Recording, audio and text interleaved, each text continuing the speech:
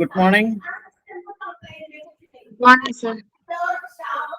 Okay, അപ്പൊ നമ്മൾ കഴിഞ്ഞ ക്ലാസ്സിൽ എന്തായിരുന്നു ഡിസ്കസ് ചെയ്തത്? എന്തോ വെർബ്സിനെ കുറിച്ചാണ് നമ്മൾ പറഞ്ഞത്.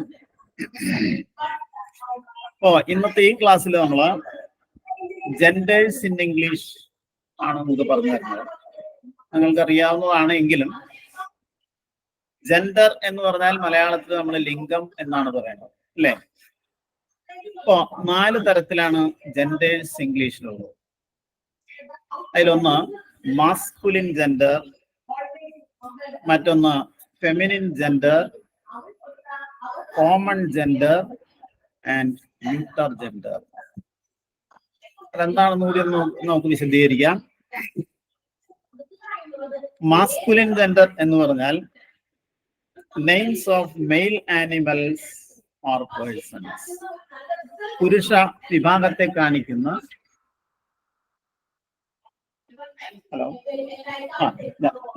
ക്ലാസ്സിലാണ് പിന്നെ വിളിക്കാം. അപ്പോ മാസ്കുലിൻ ജെൻഡർ എന്ന് പറഞ്ഞാൽ എന്താണ്?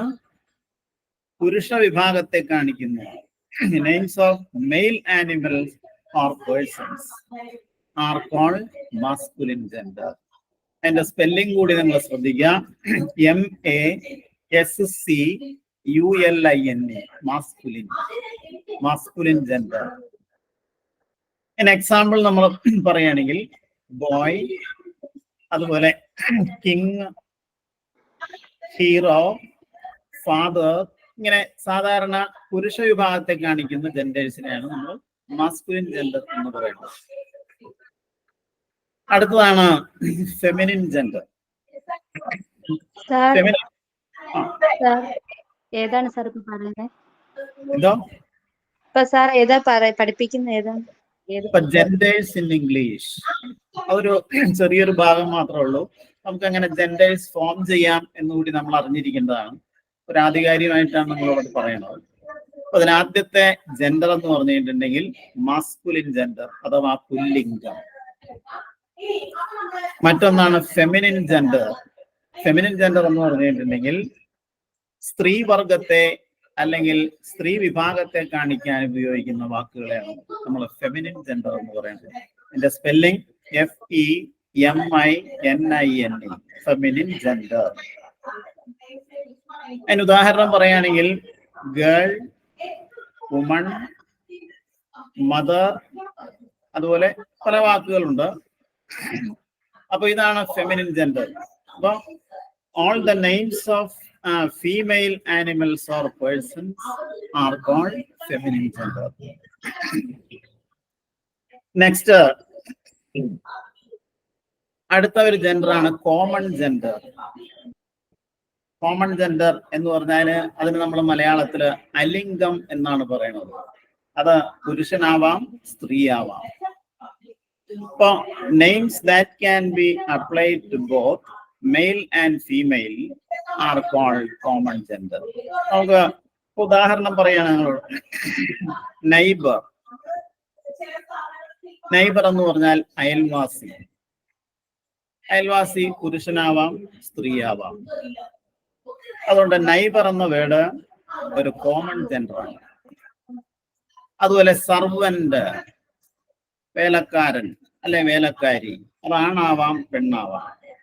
അപ്പൊ ഇങ്ങനെ സ്ത്രീകൾക്കോ പുരുഷന്മാർക്കോ നമുക്ക് പൊതുവായി നൽകാൻ കഴിയുന്ന ആ പേരിനെയാണ് കോമൺ ജെൻഡർ എന്ന് പറയുന്നത്. ഉണ്ടോ? നെക്സ്റ്റ് അടുത്ത ഒരു ജെൻഡർ ആണ് ന്യൂട്ടർ ജെൻഡർ.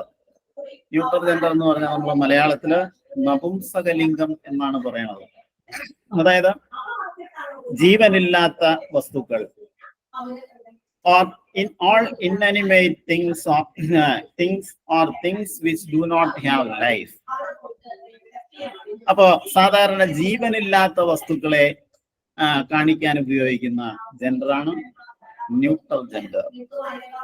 ഉദാഹരണത്തിന് ഇപ്പൊ ട്രീ ഒരർത്ഥത്തിൽ ജീവനുണ്ട് എങ്കിലും ട്രീ ഒരു ന്യൂട്ടർ ജെൻഡർ ആണ്.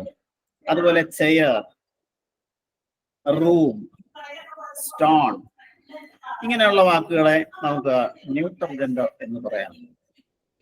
അപ്പൊ 4 തരത്തിലുള്ള ജെൻഡേഴ്സ് ഏതൊക്കെയാണ്? ഒന്ന് മാസ്കുലിൻ ജെൻഡർ, മാസ്കുലിൻ, അതായത് names of male animals or persons are called masculine gender. Next feminine gender ആണ്. ഫെമിനിൻ ജെൻഡർ എന്ന് പറഞ്ഞാൽ എന്തായിരിക്കും? Names of female animals or persons are called feminine gender. Next common gender ആണ്. Common gender എന്ന് പറഞ്ഞാൽ നമുക്ക് പൊതുവായി നൽകാൻ കഴിയുന്ന പേരുകളെയാണ് കോമൺ ജെൻഡർ എന്ന് പറയുന്നത്. Names that can be applied to both male or female are called common gender. പിന്നെ ന്യൂട്ടർ ജെൻഡർ ആണ്. ന്യൂട്ടർ ജെൻഡർ എന്ന് പറഞ്ഞാൽ എന്താണ്? ജീവനില്ലാത്ത വസ്തുക്കൾ, ഇൻഅനിമേറ്റ് തിങ്സിന്റെ പേരിനെയാണ് നമ്മൾ ന്യൂട്ടർ ജെൻഡർ എന്ന് പറയുന്നത്. ഇവിടെ പ്രധാനപ്പെട്ട ഒരു കാര്യം നിങ്ങളോട് പറയാൻ ഉദ്ദേശിക്കുന്നതാണ്, ഇംഗ്ലീഷില് ഈ ഫെമിനിൻ ജെൻഡർ ഫോം ചെയ്യാൻ ചില നിയമങ്ങളുണ്ട്. അതും കൂടി നിങ്ങളൊന്ന് മനസ്സിലാക്കിയിരിക്കുക. ഒന്ന്, ബൈ യൂസിങ് സെപ്പറേറ്റ് വേർഡ്സ്. ഇപ്പൊ കിങ് എന്ന വാക്കെടുക്കുക നിങ്ങൾ, കിങ്, അതിന്റെ ഫെമിനിൻ ജെൻഡർ എന്തായിരിക്കും? ക്യൂൻ. ഉണ്ടോ? അപ്പൊ കിങ് എന്നുള്ളതിന് നമ്മൾ സെപ്പറേറ്റ് ആയിട്ടുള്ള ഒരു വേർഡ് ഉപയോഗിച്ചിട്ട് ക്യൂൻ എന്ന ഫെമിനിൻ ജെൻഡർ ഉണ്ടാക്കി. അതുപോലെ boy, girl, brother, sister, sir, madam,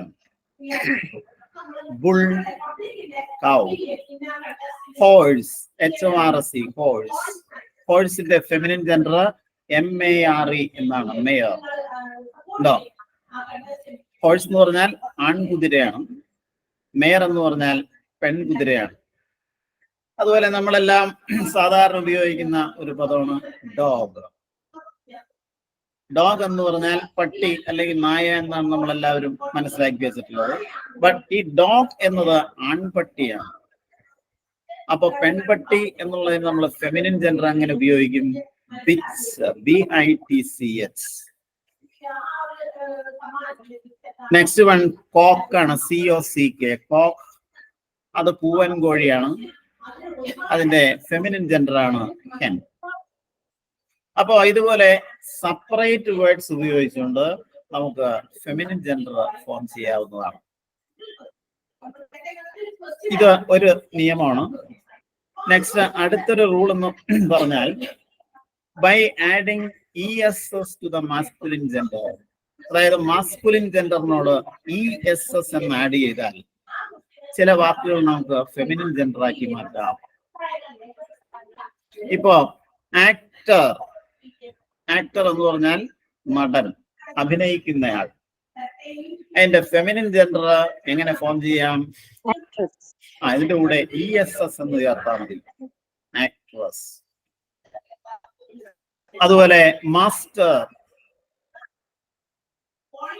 master എന്നുള്ളതിന്റെ ഫെമിനിൻ ജെൻഡർ ആണ് mistress. Lion, LION, lion. Lion എന്ന സിംഹം ആൺസിംഹമാണ്. അപ്പൊ പെൺസിംഹത്തെ സൂചിപ്പിക്കാൻ നമ്മൾ ഉപയോഗിക്കുന്നത് ലയണസ്. അതുപോലെ HEIR, ഹെയർ, അവകാശി എന്നാണ് അതിന്റെ അർത്ഥം. അതിന്റെ ഫെമിനിൻ ജെൻഡർ ഹെയറസ്. അങ്ങനെ നമുക്ക് പരിചയമായിട്ടുള്ള വാക്കുകൾ ഉണ്ടാവും. പോയറ്റ്, POET, പോയറ്റ് എന്ന് പറഞ്ഞാൽ കവി എന്നാണ് അതിന്റെ അർത്ഥം. അതിന്റെ ഫെമിനിൻ ജെൻഡർ എന്തായിരിക്കും? പോയറ്റസ്. ഹോസ്റ്റ്, HOST, ഹോസ്റ്റ്, ആതിഥേയൻ എന്നാണ്. ആതിഥേയ എന്ന് നമ്മൾ ഇംഗ്ലീഷിൽ ഏത് വേർഡ് ഉപയോഗിച്ച് പറയും? ഹോസ്റ്റസ്. ഇത് നിങ്ങളുടെ ഒരു വൊക്കാബുലറി ഉണ്ടാക്കാൻ വേണ്ടി കൂടി പറയുന്നതാണത്. അപ്പോ മാസ്കുലിൻ ജെൻഡറിനോടൊപ്പം ESS എന്ന് ചേർത്താൽ ചില വാക്കുകളെ നമുക്ക് ഫെമിനിൻ ജെൻഡർ ആക്കി മാറ്റാം. അത് രണ്ടാമത്തെ ഒരു റൂളാണ്. ഇനി അടുത്ത ഒരു നിയമം എന്താണെന്ന് വെച്ചാൽ, ചില വാക്കുകളോടൊപ്പം നമ്മള് ഹി എന്നോ ഷീ എന്നോ ചേർത്ത് കഴിഞ്ഞിട്ടുണ്ടെങ്കിൽ അതിനെ നമുക്ക് ഫെമിനിൻ ജെൻഡർ ആക്കി മാറ്റാം. നോക്കാം, ഇവിടെ ഉദാഹരണം പറയണം. Got, GOAT, got. ഗോട്ട് എന്ന് പറഞ്ഞാൽ ആട്, ആണാട് എന്ന് നമ്മൾ പറയണ ഹി ഗോട്ട് എന്നായിരിക്കണം. ഹി ഗോട്ട്, ഹി കഴിഞ്ഞിട്ട് ഒരു ഹൈഫൺ. അപ്പോ പെണ്ണാട് എന്ന് പറയാൻ നമ്മൾ ഉപയോഗിക്കേണ്ടത് ഷീ ഗോട്ട് എന്നാണ്. ഉണ്ടോ? അപ്പൊ ഗോട്ടിന് മുന്നിലായിട്ട് അതിന്റെ സെക്സ് കൂടി ഇൻഡിക്കേറ്റ് ചെയ്തപ്പോ അതിന്റെ ജെൻഡർ മാറി. എന്താ? അതുപോലെ അത് എല്ലാ വാക്കുകളും അല്ല. അതുപോലെ വിഡോ, വിഡോ എന്നുള്ളതിന്റെ ഫെമിനിൻ ജെൻഡർ, സോറി, വിഡോ എന്നുള്ളത് വിധവ, ഫെമിനിൻ ജെൻഡർ ആണ് വിഡോവർ. വിഡോവർ. ഉണ്ടോ? ഫോക്സ്, FOX, ഫോക്സ് എന്നുള്ളതിന്റെ ജെൻഡർ വിക്സൺ എന്നാണ്, WIXEN. ഉണ്ടോ? അതുപോലെ ബ്രൈഡ് ഗ്രൂം, ബ്രൈഡ് ഗ്രൂം നമ്മൾ സാധാരണ കേൾക്കാറുള്ള ഒരു വാക്കാണ് ബ്രൈഡ് ഗ്രൂം. അതിന്റെ ഫെമിനിൻ ജെൻഡർ ആണ് ബ്രൈഡ്.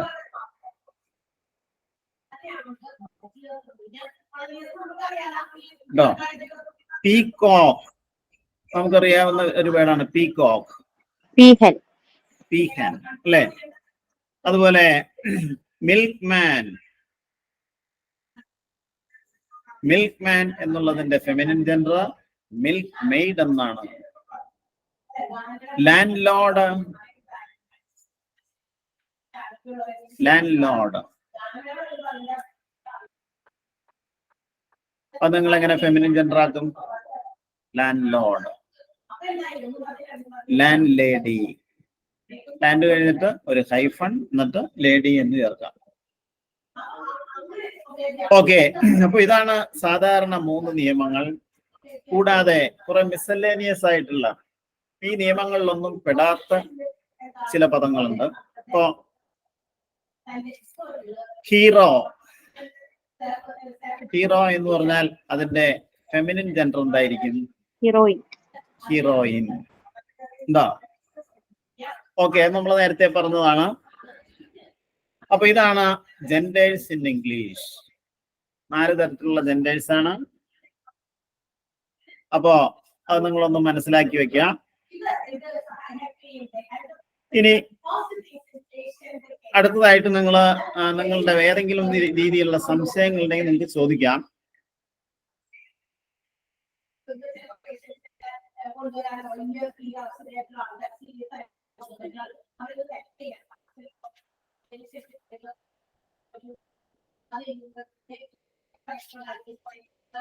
ഓക്കെ, അത് നമുക്ക് മനസ്സിലായോ?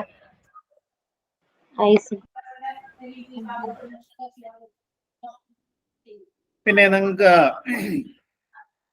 അടുത്തായിട്ട് നമുക്ക് മനസ്സിലാക്കേണ്ട ചില അഡ്ജക്റ്റീവ്സിന്റെ പ്രയോഗങ്ങളെ കുറിച്ച്. നമ്മൾ വെർബ് പറഞ്ഞതല്ലേ,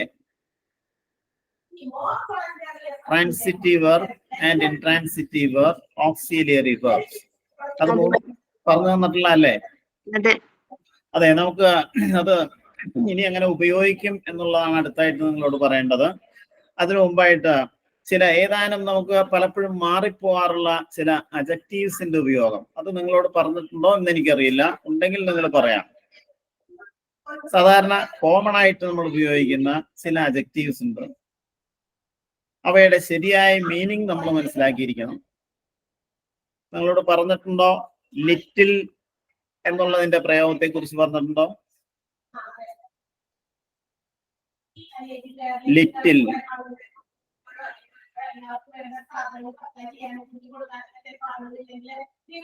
പറയാം. അതായത് ഈ ലിറ്റിൽ എന്ന് പറഞ്ഞ വാക്ക് തന്നെ പറയാം. ലിറ്റിൽ, അതുപോലെ എ ലിറ്റിൽ, ദ ലിറ്റിൽ, ഇങ്ങനെ 3 പ്രയോഗങ്ങളുണ്ട്. അവയെ കുറിച്ച് നിങ്ങൾക്ക് പറഞ്ഞു തന്നിട്ടുണ്ടോ എന്നാണ് ചോദിക്കുന്നത്. ഇല്ല സർ. ഇല്ല. അത് വളരെ പ്രധാനപ്പെട്ട ഒന്നാണത്. നോക്കാം, ലിറ്റിൽ എന്ന് പറഞ്ഞു കഴിഞ്ഞിട്ടുണ്ടെങ്കിൽ LITTLE, ഒരു വാക്യത്തിൽ നമ്മൾ ലിറ്റിൽ എന്ന് ഉപയോഗിക്കുകയാണെങ്കിൽ ആ വാക്യം നെഗറ്റീവായി മാറും. അപ്പൊ ലിറ്റിൽ എന്ന് പറഞ്ഞ വാക്കിന്റെ മീനിങ് തന്നെ ഇതാണ്, ഹാഡ്ലി എനി, പ്രാക്ടിക്കലി നിൽ, ഒട്ടുമില്ല എന്നാണ് ആ വാക്കിന്റെ അർത്ഥം. എന്താ? I have little money in my pocket. I have little money in my pocket എന്ന് പറഞ്ഞാൽ എന്തായിരിക്കും ആ വാക്യത്തിന്റെ മീനിങ്? എന്റെ പോക്കറ്റിൽ തീരെ പണമില്ല എന്നാണ് അതിന്റെ അർത്ഥം. നിങ്ങളൊന്ന് എഴുതി വെക്കണമല്ലാണ്. അപ്പോ ലിറ്റിൽ മീൻസ് ഹാഡ്ലി എനി, ഒട്ടുമില്ല എന്നാണ് ആ വാക്കിന്റെ അർത്ഥം. ഒരു വാക്യത്തിൽ ഉപയോഗിച്ച് കഴിയുമ്പോൾ ആ സെന്റൻസ് നെഗറ്റീവായിട്ട് മാറും. എന്നാൽ എ ലിറ്റിൽ എന്ന് പറഞ്ഞാൽ അതല്ല. എ ലിറ്റിൽ എന്ന് പറഞ്ഞാൽ സം, കുറച്ച്, നോട്ട് മച്ച്, അധികമില്ല, കുറച്ചേ ഉള്ളൂ. എ ലിറ്റിൽ എന്ന ആ പ്രയോഗം ഒരു വാക്യത്തിൽ ഉപയോഗിക്കുമ്പോൾ ആ വാക്യം പോസിറ്റീവായിട്ട് മാറുന്നു. നേരത്തെ പറഞ്ഞ വാക്യം തന്നെ ഞാൻ ഒന്നുകൂടി പറയാം നിങ്ങളോട്. I have a little money in my pocket. I have a little money in my pocket എന്ന് പറഞ്ഞാൽ ആ വാക്യത്തിന്റെ മീനിങ് എന്താണ്? എന്റെ പോക്കറ്റിൽ കുറച്ച് പണമുണ്ട്, അല്പം പണമുണ്ട്, അധികമില്ല, some or but not much.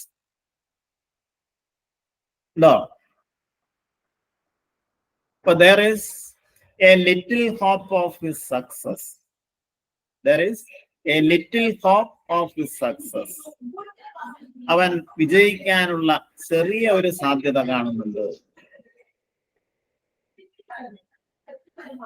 അപ്പോ ലിറ്റിലും എ ലിറ്റിലും തമ്മിലുള്ള വ്യത്യാസം മനസ്സിലായോ? ലിറ്റിൽ എന്ന് പറഞ്ഞാൽ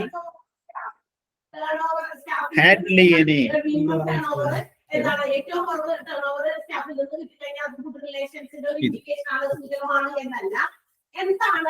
അപ്പോ ലിറ്റിൽ എന്ന് പറഞ്ഞാൽ ഒട്ടുമില്ല. എ ലിറ്റിൽ എന്ന് പറഞ്ഞാൽ അല്പമുണ്ട്. മറ്റൊരു പ്രയോഗം കൂടി ഉണ്ട്, ദ ലിറ്റിൽ. ദ ലിറ്റിൽ എന്ന് പറഞ്ഞാൽ ദ സ്മോൾ ക്വാണ്ടിറ്റി അവൈലബിൾ, ഉള്ളത് എന്നാണ് അതിന്റെ അർത്ഥം. അതിന്റെ മലയാളം കൂടി നിങ്ങൾ മനസ്സിലാക്കാം, ഉള്ളത്. അപ്പൊ ഞാനൊരു എക്സാമ്പിൾ നിങ്ങളോട് പറയാം. I shall give you the little money I possess. I shall give you the little money I possess. എന്റെ കയ്യിലുള്ള ആ കുറച്ച് പണം, the little money, അതായത് ഉള്ളത്, എന്റെ കയ്യിലുള്ള ആ പണം I shall give you, ഞാൻ നിങ്ങൾക്ക് തരാം. അപ്പൊ the little എന്ന് പറഞ്ഞാൽ ഉള്ളത്. ലിറ്റിൽ എന്ന് പറഞ്ഞു കഴിഞ്ഞിട്ടുണ്ടെങ്കിൽ ഒട്ടുമില്ല. എ ലിറ്റിൽ എന്ന് പറഞ്ഞാൽ അല്പം, കുറച്ച്. നോക്കാം, little, a little, the little, ഇവയ്ക്ക് ശേഷം നമ്മൾ ഉപയോഗിക്കേണ്ടത് ഒരു അൺകൗണ്ടബിൾ നൗൺ ആയിരിക്കണം. അതായത് നമുക്ക് എണ്ണി തിട്ടപ്പെടുത്താൻ കഴിയാത്ത ഒരു നൗൺ ആയിരിക്കണം. ലിറ്റിൽ, എ ലിറ്റിൽ, ദ ലിറ്റിലിന് ശേഷം നമ്മൾ ഉപയോഗിക്കേണ്ടത്. അതൊരു ക്വാണ്ടിറ്റിയെ കാണിക്കാൻ ഉപയോഗിക്കുന്ന വാക്കായിരിക്കും. Little water, little air, little gas, അങ്ങനെയാണ് നമ്മളത് ഉപയോഗിക്കേണ്ടത്. അതുപോലെ നമുക്ക് കൺഫ്യൂഷൻ വരുന്ന മറ്റൊന്നാണ് ഫ്യൂ, FEW. ഫ്യൂ, അതുപോലെ എ ഫ്യൂ, ദ ഫ്യൂ. ഇത് വെച്ച് നമുക്ക് വാക്യങ്ങൾ ഉണ്ടാക്കേണ്ടതുണ്ട്. അതെന്താണെന്ന് നിങ്ങളോട് ആദ്യം ഒന്ന് പറയട്ടെ, എന്നിട്ട് നിങ്ങൾ നമുക്ക് സെന്റൻസ് അതിൽ കൺസ്ട്രക്ട് ചെയ്യാൻ പറ്റും. അപ്പോ ഫ്യൂ എന്ന് പറഞ്ഞു കഴിഞ്ഞിട്ടുണ്ടെങ്കിൽ FEW ലിറ്റിൽ പോലെ തന്നെ ഉപയോഗിക്കുന്ന ഒന്നാണ്. ഫ്യൂ എന്ന് പറഞ്ഞാൽ ഹാഡ്ലി എനി, പ്രാക്ടിക്കലി നൺ, ഒട്ടുമില്ല എന്നാണ് അതിൻ്റെ അർത്ഥം. ബട്ട് ഫ്യൂവിന് ശേഷം നമ്മൾ ഉപയോഗിക്കുന്നത് ഒരു കൗണ്ടബിൾ നൗൺ ആയിരിക്കും. ലിറ്റിലിന് ശേഷം നമ്മൾ ഉപയോഗിക്കുന്ന അൺകൗണ്ടബിൾ, എന്നെ തിട്ടപ്പെടുത്താൻ പറ്റാത്ത നൗൺസ് ആയിരിക്കും. എന്നാൽ ഫ്യൂ എന്നുള്ളത് ഒരു നമ്പറിനെയാണ് കാണിക്കുന്നത്. ഫ്യൂവിന് ശേഷം നമ്മൾ ഏതെങ്കിലും കൗണ്ടബിൾ നൗൺ ആയിരിക്കണം ഉപയോഗിക്കേണ്ടത്. ഇപ്പൊ പറയാം, few people can hope to achieve perfection. Or there are few people in the conference. There are few people in the conference. ആ കോൺഫറൻസിൽ ആരും തന്നെ ഉണ്ടായിരുന്നില്ല എന്നാണ് അതിന്റെ അർത്ഥം. അപ്പൊ ഫ്യൂവിന് ശേഷം നമ്മൾ ഫ്യൂ പീപ്പിൾ എന്ന ഒരു കൗണ്ടബിൾ നൗൺ ആണ് അവിടെ ഉപയോഗിച്ചത്. പിന്നെ few adults believe in fairies or ghost stories. Few adults എന്ന് പറഞ്ഞാൽ പ്രായപൂർത്തിയായവർ ആരും തന്നെ എന്നാണ് അതിന്റെ അർത്ഥം. Few adults believe in ghost stories. പ്രായപൂർത്തിയായവര് ആരും തന്നെ പ്രേതകഥകളിൽ വിശ്വസിക്കാറില്ല. അപ്പൊ ഫ്യൂ ചേർത്തിട്ട് എഴുതുന്ന വാക്യങ്ങളും നെഗറ്റീവ് ആയിരിക്കും.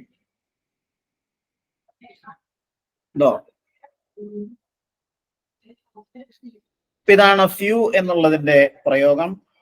അടുത്തതാണ് എ ഫ്യൂ. എ ഫ്യൂ എന്ന് പറഞ്ഞാൽ എ ലിറ്റിൽ പോലെ തന്നെ ഉപയോഗിക്കുന്ന ഒന്നാണ്. A few means a small number, not many. അധികമില്ല, കുറച്ച് എന്നാണ് അതിന്റെ അർത്ഥം. അപ്പോ a few and a little അത് ഉപയോഗിക്കുമ്പോൾ ശ്രദ്ധിക്കേണ്ട കാര്യം എന്താണെന്ന് വെച്ചാൽ, എ ഫ്യൂവിന് ശേഷം നമ്മൾ ഒരു നമ്പറിനെയാണ്, ഒരു നമ്പർ അല്ലെങ്കിൽ ഒരു എണ്ണത്തെ കാണിക്കുന്ന വാക്കുകളായിരിക്കും ഉപയോഗിക്കുന്നത്. അപ്പൊ ഞാൻ എക്സാമ്പിൾ പറയാം. I have A few friends in the United States. I have A few friends in the United States. എനിക്ക് യുണൈറ്റഡ് സ്റ്റേറ്റ്സില് എ ഫ്യൂ ഫ്രണ്ട്സ്, കുറച്ച് സുഹൃത്തുക്കളുണ്ട്. ഇപ്പൊ എ ഫ്യൂ എന്ന് പറഞ്ഞാൽ വളരെ കുറച്ച്, എ സ്മോൾ നമ്പർ എന്നാണ് അതിന്റെ അർത്ഥം. Only a few days are left for the reopening of the college. Only a few days are left for the reopening of the college. College തുറക്കാൻ ഏതാനും കുറച്ച് ദിവസങ്ങൾ മാത്രമേ ഉള്ളൂ. A few days. A few കഴിഞ്ഞാൽ നമ്മൾ കൗണ്ടബിൾ നൗൺ ആണ് ഉപയോഗിക്കുന്നത്. എ ലിറ്റിൽ കഴിഞ്ഞാൽ നമ്മൾ അൺകൗണ്ടബിൾ നൗൺ ആണ് ഉപയോഗിക്കുന്നത്. എന്താണ് കൗണ്ടബിൾ നൗൺ, അൺകൗണ്ടബിൾ നൗൺ? നിങ്ങൾക്ക് അത് മനസ്സിലായിട്ടുണ്ടോ? Countable noun and uncountable noun.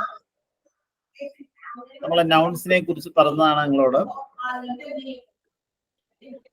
എന്താ ജാസ്മിൻ, കൗണ്ടബിൾ നൗൺ എന്ന് പറഞ്ഞാൽ എന്താ പറയാമോ?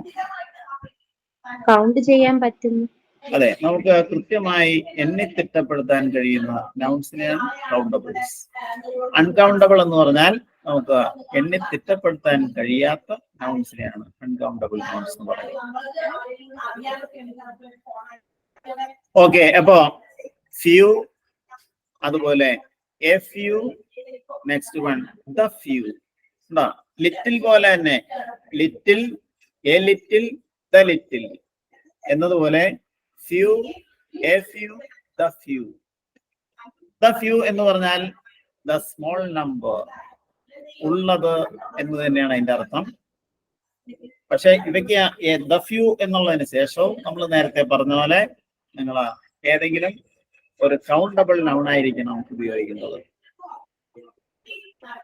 അപ്പോൾ ഞാനൊരു എക്സാമ്പിൾ നിങ്ങളോട് പറയാം. I gave him the few spare clothes I had. വാക്യം നോക്കിയേ നിങ്ങൾ. I gave him the few spare clothes I had. ഇതിന്റെ മീനിങ് എന്തായിരിക്കും? I gave him the few spare clothes I had. നമുക്ക് എന്റെ മീനിങ് പറയാൻ പറ്റുമോ നോക്കാം. കുറച്ച് സ്പെയർ ടൂൾസ് ഞാൻ അവന് എന്റെ കയ്യിൽ ഉണ്ടായിരുന്ന കുറച്ച് ആ സ്പെയർ ക്ലോത്ത്സ് ഞാൻ അവന് കൊടുത്തു. ഇതാണ് little, a little, the little, അതുപോലെ few, a few, the few എന്നിവയുടെ ഉപയോഗം.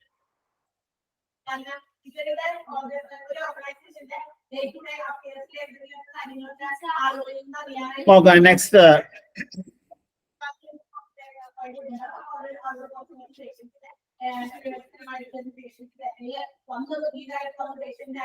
നെക്സ്റ്റ് ഇതുപോലെ തന്നെ നമ്മൾ ഉപയോഗിക്കുന്ന രണ്ട് അഡ്ജക്റ്റീവ്സ് ആണ്. ഫസ്റ്റ് ഒന്ന്, മറ്റൊന്ന് ഫോർമോസ്റ്റ്. ഇതൊരു പേഴ്സ് ആയിട്ട് നമ്മൾ ഉപയോഗിക്കുന്ന ഒന്നാണ്. ഫസ്റ്റ്, മറ്റൊന്ന് ഫോർമോസ്റ്റ്. FOREMOST. ഫസ്റ്റ് എന്ന് പറഞ്ഞാൽ നിങ്ങൾക്കറിയാം, that indicates an order. First in order. അപ്പൊ നമ്മൾ പറയുമ്പോ Nehru was the first prime minister of India ഉണ്ടോ. അപ്പൊ ഒരു ഓർഡറിനെ കാണിക്കാനാണ് നമ്മൾ ഫസ്റ്റ് ഉപയോഗിക്കുന്നത്.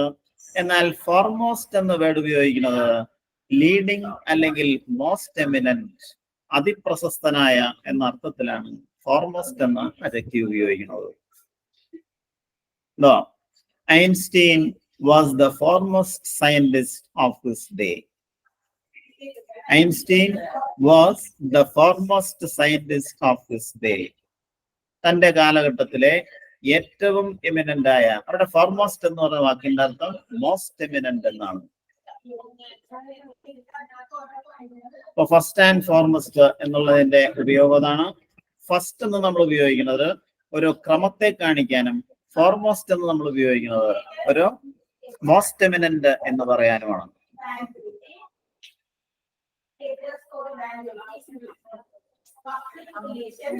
ഇതുപോലെ നമുക്ക് പലപ്പോഴും മാറിപ്പോവാറുള്ള ഒരു പ്രയോഗമാണ് എൽഡർ, ഓൾഡർ, എൽഡസ്റ്റ്, ഓൾഡസ്റ്റ്.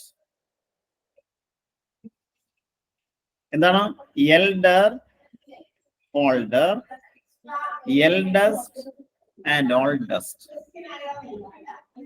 അത് നിങ്ങളും ശ്രദ്ധിക്കുക. എൽഡർ ആൻഡ് എൽഡസ്റ്റ് ഈ രണ്ട് വാക്കുകളും വ്യക്തികളെ കുറിച്ച് പറയാൻ മാത്രമേ അത് ഉപയോഗിക്കുള്ളൂ.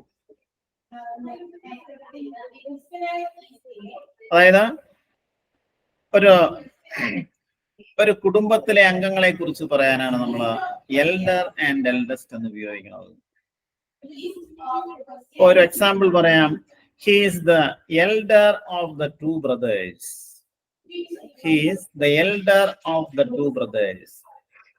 ഇപ്പൊ ഒരു കുടുംബത്തിലെ രണ്ട് അംഗങ്ങളുടെ പ്രായവ്യത്യാസം കുറിക്കാൻ നമുക്ക് എൽഡർ ആൻഡ് എൽഡസ്റ്റ് എന്ന് ഉപയോഗിക്കാം. എൽഡറിന് ശേഷം സാധാരണ എൽഡറിന് ശേഷം ദാൻ എന്ന പദം ഉപയോഗിക്കാറില്ല. എൽഡർ ദാൻ എന്ന് പറയരുത്, ബട്ട് ഓൾഡർ ദാൻ എന്ന് പറയാം.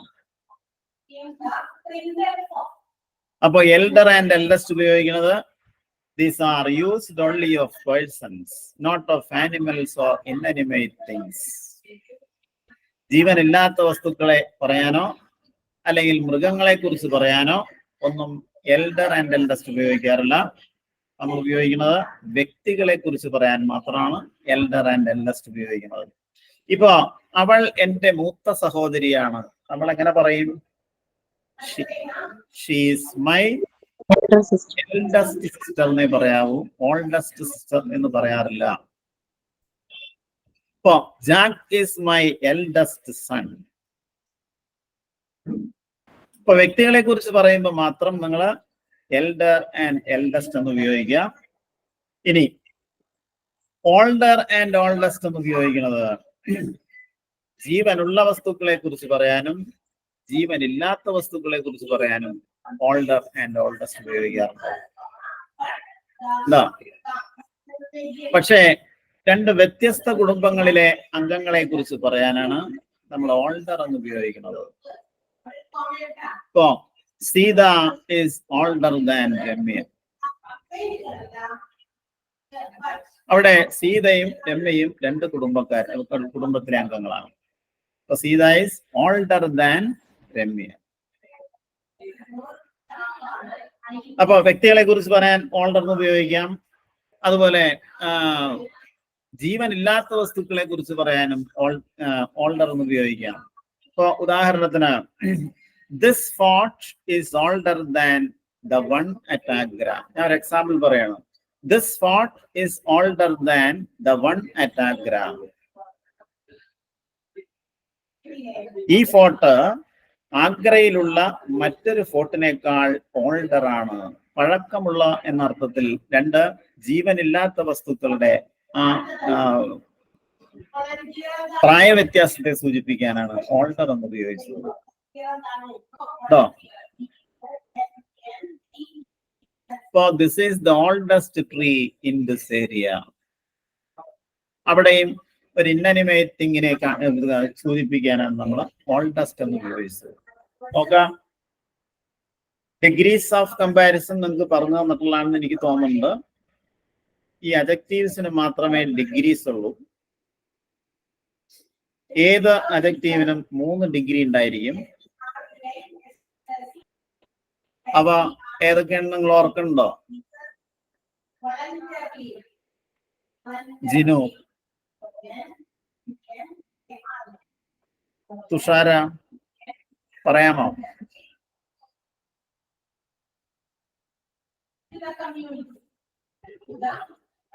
ഇല്ല, കേൾക്കണില്ലേ നിങ്ങള്? ഓക്കെ, അപ്പൊ ഇതാണ് elder, older, eldest and oldest എന്നിവയുടെ ഉപയോഗം. ഇതിന് നമുക്ക് എക്സർസൈസ് വേറെ തരുന്നതായിരിക്കും. പക്ഷെ ഇതിന്റെ ഉപയോഗം ആദ്യം പറഞ്ഞിട്ട് വേണം നമുക്ക് എക്സർസൈസ് ചെയ്യാൻ. നെക്സ്റ്റ്, അടുത്തതാണ് നല്ല മറ്റൊരു പ്രയോഗമാണ് nearest and next. Nearest and next. Near എന്നുള്ളതിന്റെ സൂപ്പർലേറ്റീവ് ഫോമാണ് നിയറസ്റ്റ്. നിയർ എന്ന് പറഞ്ഞാൽ എന്താ? അടുത്തുള്ള. നിയറർ എന്ന് പറഞ്ഞാൽ കുറച്ചുകൂടി അടുത്തുള്ള. നിയറസ്റ്റ് എന്ന് പറഞ്ഞാൽ ഏറ്റവും അടുത്തുള്ള. അപ്പോ nearest denotes nearness in space. അതായത് നമ്മുടെ ഏറ്റവും അടുത്തുള്ള എന്ന അർത്ഥത്തിലാണ് നമ്മൾ നിയറസ്റ്റ് എന്ന് ഉപയോഗിക്കുന്നത്. എന്നാൽ next refers to position or order. ഒരു പൊസിഷനെയോ അല്ലെങ്കിൽ ഓർഡറിനെയോ കാണിക്കാനാണ് നെക്സ്റ്റ് എന്ന് ഉപയോഗിക്കുന്നത്. അപ്പൊ നമ്മൾ പറയണ ഇവിടെ അടുത്തുള്ള, ഏറ്റവും അടുത്തുള്ള ഹോട്ടൽ 2 കിലോമീറ്റർ അകലെയാണ്. ഇവിടെ ഏറ്റവും അടുത്തുള്ള ഹോട്ടൽ 2 കിലോമീറ്റർ അകലെയാണ്.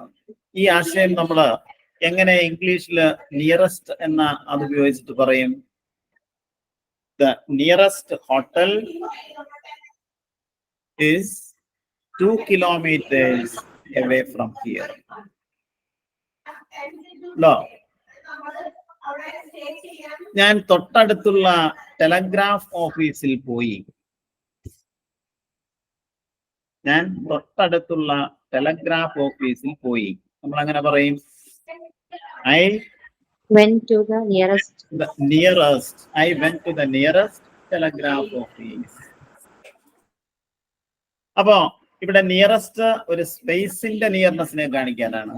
എന്നാൽ നെക്സ്റ്റ് ഒരു പൊസിഷനെ കാണിക്കാനാണ്. അപ്പൊ ഞാൻ പറയണ അവൾ എന്റെ അടുത്ത് ഇരിക്കുകയായിരുന്നു. നെക്സ്റ്റ് ഉപയോഗിച്ച് നമ്മൾ എങ്ങനെ പറയും? She was sitting next to me. Yes, she was sitting next to me. ഉണ്ടോ? അടുത്തതായി ഞാനാണ് കൺസൾട്ടിംഗ് റൂമിലേക്ക് പോകേണ്ടത്. I am the next to go into the consulting room. ഉണ്ടോ? ഇങ്ങനെയുള്ള പ്രയോഗങ്ങളാണ് നമ്മൾ പഠിച്ചു വെക്കേണ്ടത്. അപ്പൊ നമുക്ക് ഇംഗ്ലീഷിൽ ആശയങ്ങൾ അവതരിപ്പിക്കാൻ വളരെ എളുപ്പത്തിൽ സാധിക്കും. അപ്പൊ നിയറസ്റ്റ് ആൻഡ് നെക്സ്റ്റിന്റെ പ്രയോഗം അതാണ്. നിയറസ്റ്റ് ഉപയോഗിക്കുന്നത് നിയർനെസ് ഇൻ സ്പേസ്, നെക്സ്റ്റ് എന്ന് ഉപയോഗിക്കുന്നത് ഓർഡർ ഓർ പൊസിഷനെ കാണിക്കാനാണ്. നെക്സ്റ്റ് അടുത്ത ഇതുപോലെ തന്നെ നമുക്ക് തെറ്റിപ്പോകുന്ന മറ്റ് രണ്ട് പദങ്ങളാണ്. ഒന്ന് ഫാർദർ, FARTHER, ഫാർദർ. മറ്റൊന്ന് ഫർദർ, FURTHER, ഫർദർ. ഫാർ എന്ന് കേട്ടാൽ തന്നെ നിങ്ങൾക്കറിയാം അകലത്തെ കാണിക്കാൻ ഉപയോഗിക്കുന്ന ഒരു വേർഡാണെന്നത്. That means farther denotes or refers to distance. അകലെ എന്ന് പറയാനാണ് നമ്മൾ ഫാർദർ എന്ന് ഉപയോഗിക്കുന്നത്. Far, farther, farthest. ഫാർ എന്ന് പറഞ്ഞാൽ എന്താ? അകലെയുള്ള. ഫാർദർ എന്ന് പറഞ്ഞാലോ കുറച്ചുകൂടി അകലെയുള്ള. ഫാർദസ്റ്റ് എന്ന് പറഞ്ഞാൽ ഏറ്റവും അകലെയുള്ള. അപ്പൊ ഫാർദർ ഉപയോഗിച്ചിട്ട് നമുക്ക് വാക്യങ്ങൾ ഉണ്ടാക്കി നോക്കാം. നമുക്ക് അല്പം അകലേക്ക് നടക്കാം. നേരത്തെ നിങ്ങളോട് പറഞ്ഞ എ ലിറ്റിലും ഫാർദറും ഉപയോഗിച്ച് നമുക്ക് ഈ വാക്യം എങ്ങനെ പറയാം? Let us walk a little farther. Let us walk a little farther. നമുക്ക് കുറച്ചുകൂടി അകലേക്ക് നടക്കാം. ഉണ്ടോ? അപ്പൊ ഫാർദർ എന്ന് പറഞ്ഞ വാക്കിന്റെ മീനിങ് അകലെ എന്നാണ്. എന്നാൽ ഫർദർ, FURTHER, ഫർദർ എന്ന് പറഞ്ഞാൽ അഡീഷണൽ അല്ലെങ്കിൽ ബിയോണ്ട് വാട്ട് എക്സിസ്റ്റ് നൗ, കൂടുതലായുള്ള എന്നാണ് ഫർദർ എന്ന വാക്കിന്റെ അർത്ഥം. ഇപ്പൊ he may be given further punishment. Further punishment എന്ന് പറഞ്ഞാൽ വീണ്ടും അവന് ശിക്ഷ ലഭിച്ചേക്കാം. No further comment please. നമ്മൾ ആൾക്കാരോട് പറയാറുണ്ട് നോ ഫർദർ കമന്റ് പ്ലീസ്. ഇനി മറ്റ് കമന്റ്സിന്റെ ആവശ്യമില്ല.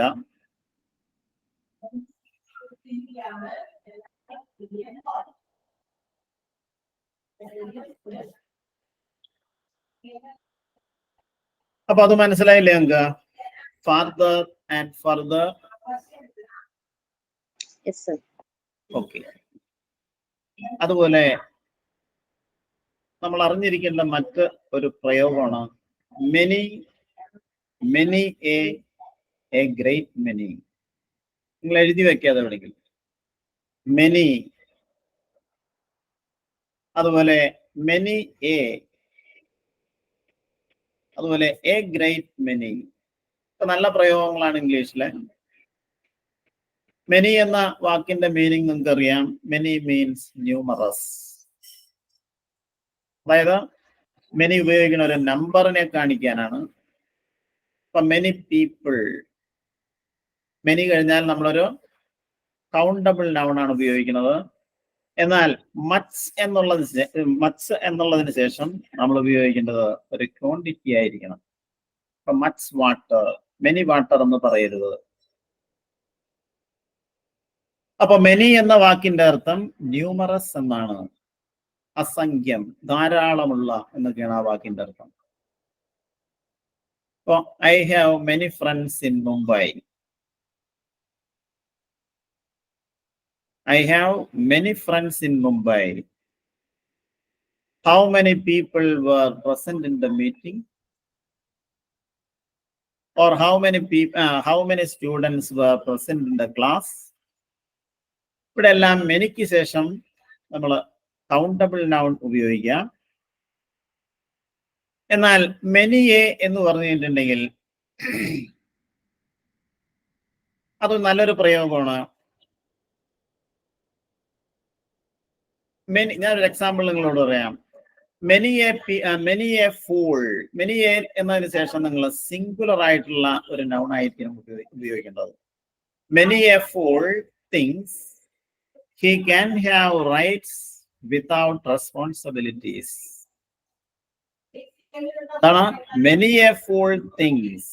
പല വിഡ്ഢികളും ചിന്തിക്കുന്നു എന്നാണ് അതിന്റെ അർത്ഥം. മെനി എ മാൻ എന്ന് പറഞ്ഞാൽ എന്തായിരിക്കും? പല പുരുഷന്മാരും. മെനി എ ഗേൾ എന്ന് പറഞ്ഞാൽ പല പെൺകുട്ടികളും. അപ്പൊ മെനിയെ കഴിഞ്ഞാൽ നമ്മൾ ഉപയോഗിക്കേണ്ടത് ഒരു സിംഗുലർ ആയിട്ടുള്ള വേർഡ് ആയിരിക്കണം. അതിന് ശേഷം വരുന്ന വെർബും സിംഗുലർ ആയിരിക്കണം.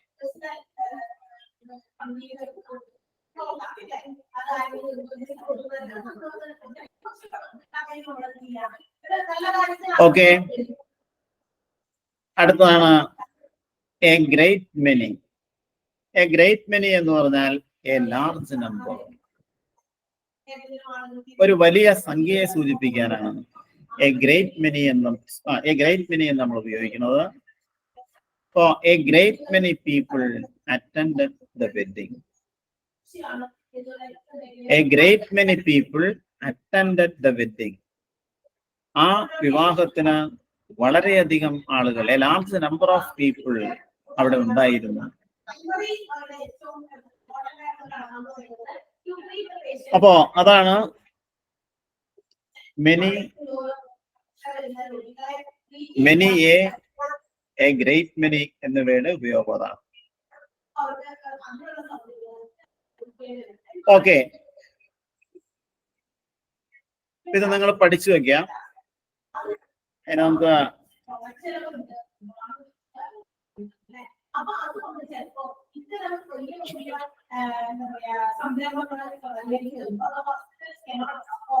ഇത്തരം കാര്യങ്ങളൊക്കെ ചെയ്യാനോ അല്ലെങ്കിൽ ഇത്തരം സ്റ്റെപ്പുകളൊക്കെ ഒരുമിച്ച് ഫേസ് ചെയ്യാനോ അങ്ങനെ വരുമ്പോൾ ഓക്കെ,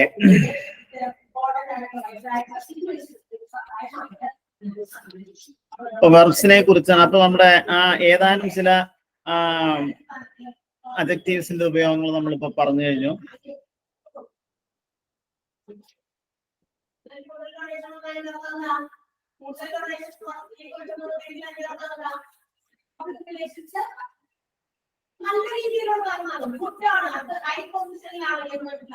ഇനി അടുത്തത് അതുപോലെ ചില പ്രയോഗങ്ങളാണ് നമ്മൾ ഇനി പഠിക്കേണ്ടത്. എയ്തർ ഓർ നമുക്ക് പറഞ്ഞു തന്നിട്ടുണ്ടോ?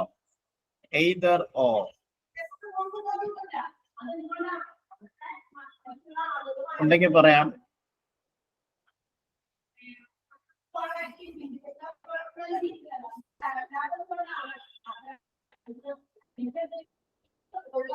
പറയാം, നിങ്ങള് അതിന്റെ ആൻസർ പറയാം, ചോദിക്കുന്നതിന് മറുപടി പറയാം. ഇങ്ങനെ ധാരാളം പ്രയോഗങ്ങളുണ്ട്. നമ്മൾ സാധാരണയായിട്ട് ഉപയോഗിക്കുന്ന ചില പ്രയോഗങ്ങളാണ് ദോ അല്ലെങ്കിൽ ഓൾദോ, എയ്തർ ഓർ, അതുപോലെ വെൻ, പിന്നെ neither nor, not only but also. ഇതൊക്കെ ഉപയോഗിച്ച് നമ്മൾ വാക്യങ്ങൾ ഉണ്ടാക്കി പഠിക്കേണ്ടതാണ് ശരിക്കും. അപ്പൊ ദോ എന്ന ആ വാക്കിന്റെ അർത്ഥം, അതിനെ കുറിച്ച് നിങ്ങളോട് പറഞ്ഞിട്ടുണ്ടോ എന്നെങ്കിൽ പറയാം. THOUGH. തുഷാര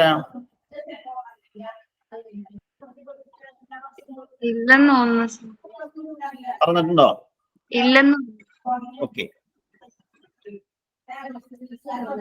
നോക്കാം. അത് വളരെ നിസ്സാരമായിട്ട് നമുക്ക് ഉപയോഗിക്കാവുന്ന ഒന്നാണ്. അത് സാധാരണ നമ്മുടെ കോൺവെർസേഷനിൽ നമ്മൾ സാധാരണ ഉപയോഗിക്കുന്ന ഒന്നാണ് ദോ അല്ലെങ്കിൽ ഓൾ ദോ.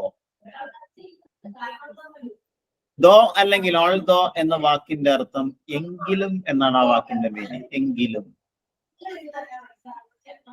അതായത് എങ്കിലും എന്ന അർത്ഥത്തിൽ ഒരു വാക്യത്തിന്റെ ആരംഭത്തിലാണ് നമ്മൾ സാധാരണയായിട്ട് ഉപയോഗിക്കുന്നത്.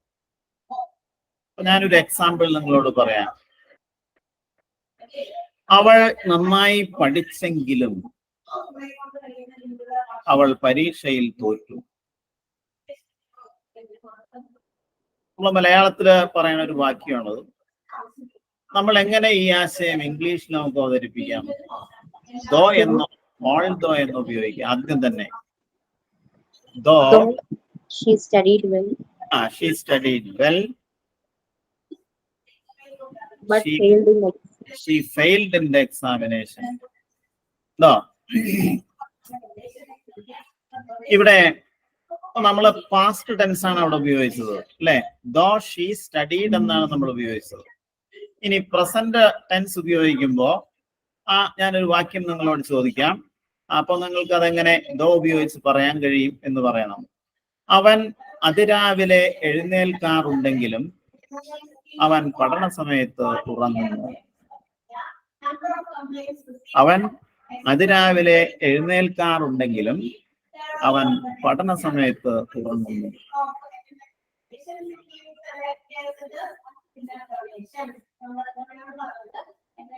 എങ്ങനെ പറയൂ ഈ വാക്യം? ദോ ആദ്യം ഉപയോഗിക്കാം. Though he wake up early. wakes up early in the morning. Though he wakes up early in the morning, പഠന സമയത്ത് എന്ന് അർത്ഥം കിട്ടാൻ ഡ്യൂറിങ് സ്റ്റഡി എന്നാണ് നമ്മൾ ഉപയോഗിക്കുന്നത്, അല്ലെ? ഡ്യൂറിങ് സ്റ്റഡി ടൈം ഉണ്ടോ?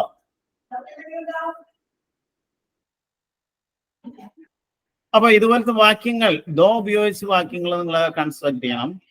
അവൻ ക്രിക്കറ്റ് നന്നായി കളിക്കാറുണ്ടെങ്കിലും അവൻ നന്നായി പഠിക്കാറില്ല. അവൻ ക്രിക്കറ്റ് നന്നായി കളിക്കാറുണ്ടെങ്കിലും അവൻ നന്നായി പഠിക്കാറില്ല. ഈ ആശയം ഒന്ന് പറയാമോ? Though he plays cricket well.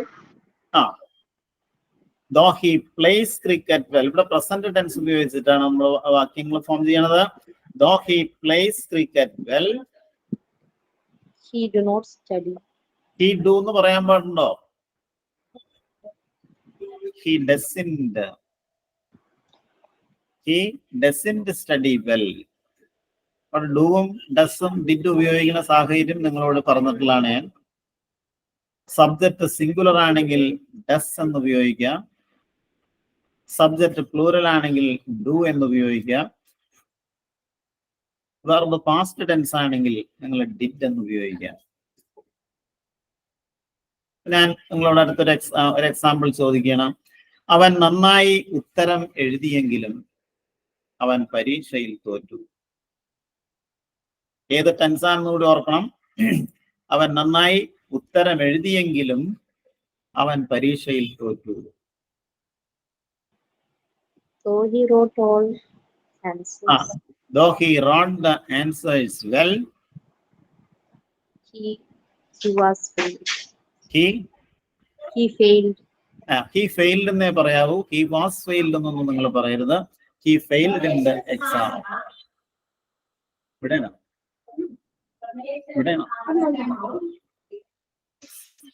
അപ്പോ ഞങ്ങൾ കഠിനമായി ശ്രമിച്ചുവെങ്കിലും ഞങ്ങൾ മത്സരത്തിൽ വിജയിച്ചില്ല. എങ്ങനെ പറയും?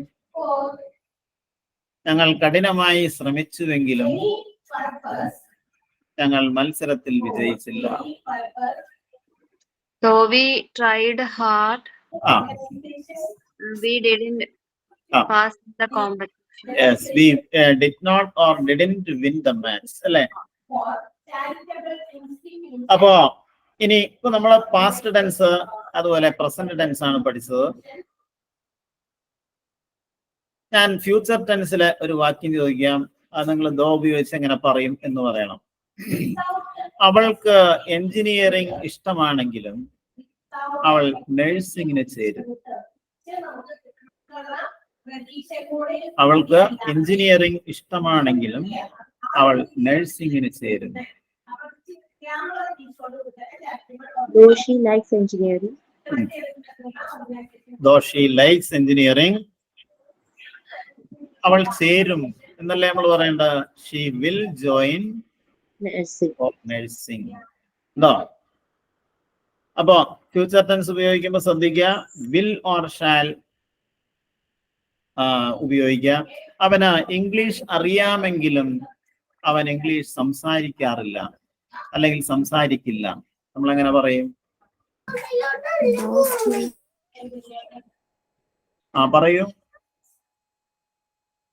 അവന് ഇംഗ്ലീഷ് അറിയാമെങ്കിലും അവൻ ഇംഗ്ലീഷ് സംസാരിക്കില്ല. Though he knows English, he will not talk in English. Yes, he will not speak English. അല്ലേ?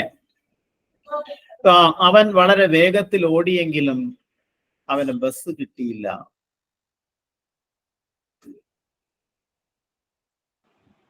Though he ran fast, ഉം. he couldn't get the bus. Yes, he couldn't get the bus. അല്ലേ? ഞങ്ങൾ അവനെ ക്ഷണിച്ചെങ്കിലും അവൻ ഞങ്ങളെ ഒഴിവാക്കി. Though we invited them, Invited him. they Though, didn't. he ഞങ്ങളെ ഒഴിവാക്കി. Avoided us. He avoided us. അല്ലേ? അവൻ അവളെ വിവാഹം ചെയ്തെങ്കിലും അവൻ അവളോടൊപ്പം ജീവിച്ചില്ല. നമ്മളെങ്ങനെ പറയും? Though he married her, He and lived with her. did not live with her. അപ്പൊ ഇതാണ് ദോ എന്നുള്ളതിന്റെ പ്രയോഗം ഇതാണ്.